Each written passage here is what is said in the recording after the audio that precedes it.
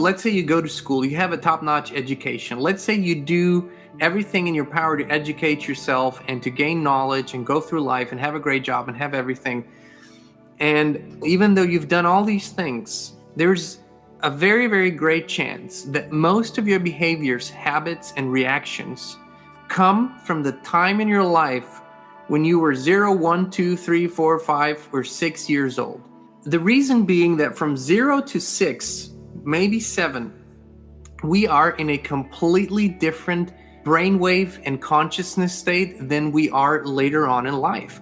We are basically almost in a hypnotic state of consciousness, which means that we absorb everything filter free. Like a sponge, we absorb everything we see, everything we hear as truth. We just save it in our systems as truth. In the subconscious mind as truth. We don't filter it. Later on, we develop filters, but we don't have that when we're 0 to 6. What happens is, and this is the paradox, this is why I call it the Great Life Paradox. So many times people will come to us and they will share their life story, and they will say how challenging it was to grow up with a dad like they had, or a grandfather or grandmother, how they were maybe abusive, or that how they were very strict, and that they swore they would never become like them. However, when you really examine their lives, they are exactly in their habits, in their reactions, like the people they swore they would never become like. And this is not really a choice until you understand it's a choice. The reason is that your reactions, how you react to certain situations in life, how you go through certain patterns of life, happens from the subconscious. Most of the time, we do not make conscious decisions, we make subconscious decisions. And so whatever is programmed in our subconscious mind is what's going to play out in our lives. So even if we have observed something in our early childhood years that we hated, that we felt very bad about, was very painful, when we go through life, we find ourselves reacting the same way because we react from a subconscious programming.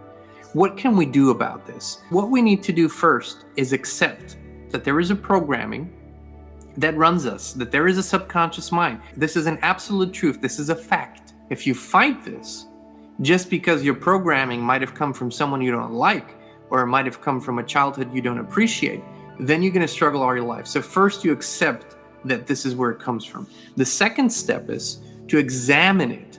This is where you need to find processes for you that work for you or that you feel comfortable with, where you go deep enough into these subconscious states, into these subconscious spheres, examine what belief systems are there, heal. This is important. Forgiveness needs to happen because ultimately there's always some blame. Ultimately, there's always some guilt. Ultimately, there's always something connected to those beliefs that keeps them there. So the forgiveness part is really important, which allows them to dissolve, but then we still have habits, we still have muscle memory.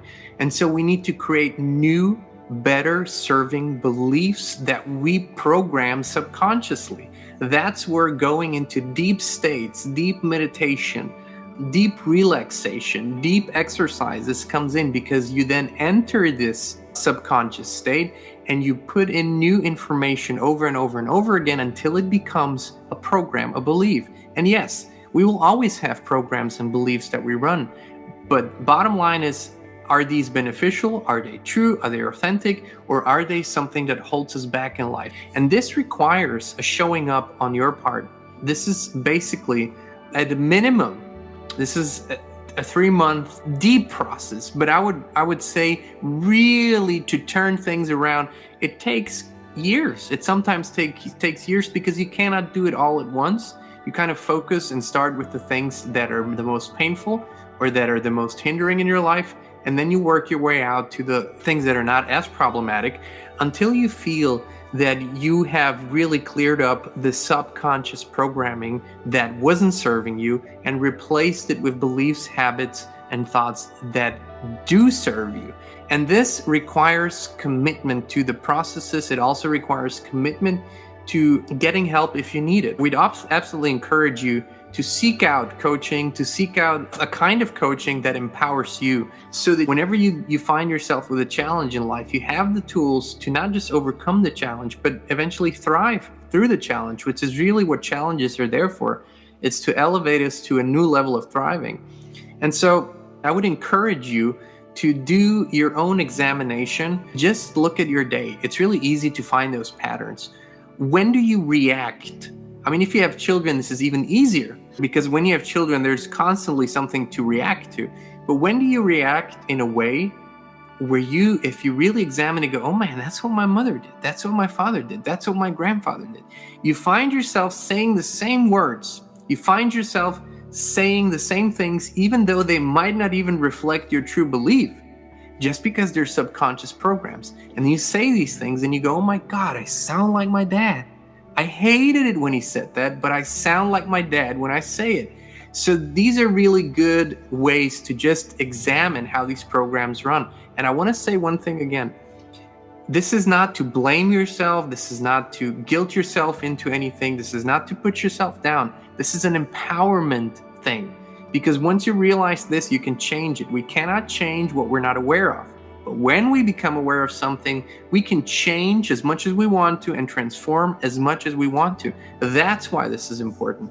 So 0 to 6, 0 to 7 are the formative years.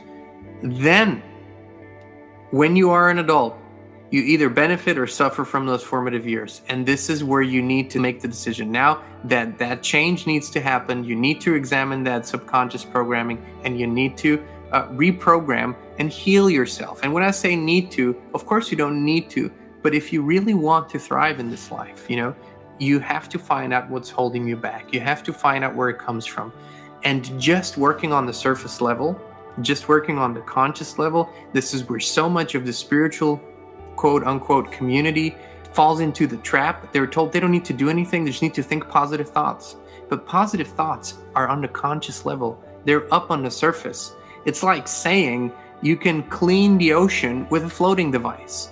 Where does the floating device point? It points upwards. You need to go deep into the ocean of your subconscious mind where all the things are stored, examine and heal there. And this lightweight drive through a spiritual community wants to give you the easy things that sound easy. Just think positive thoughts, do a few affirmations every morning, and watch how your life becomes this magical unicorn field of beautiful rainbow moments. And I'm being a little cynical and sarcastic on purpose, because I've seen so much pain and suffering due to this false teaching, due to this oversimplified teaching, because these are statements taken out of context, and they don't even realize how much suffering they're creating for creating completely false expectations due to a lack of understanding of human psychology and physiology and human spirituality. So this goes deep. This is work. It requires discipline. It requires showing up, but it is the most beneficial thing you'll do in your life. It's because you will literally change the trajectory of everything. If your life, if you want it to be joyful and if you want it to feel adventurous, and if you want it to feel happy, and if you want it to be filled with love and abundance, if you want it to be filled with all the beautiful things, then this is the path we all need to take, and we have been taking, and we will continue to take. Don't put yourself down. Just get started today. Thank you so much for watching. If you would like to get started on your journey to greater emotional, physical, and financial freedom today, we'd love to send you the Inspired Freedom Launcher, a process we created as a gift from our hearts to yours. Just click on a link in the video description and let us know where we should send it. Again, it's absolutely free.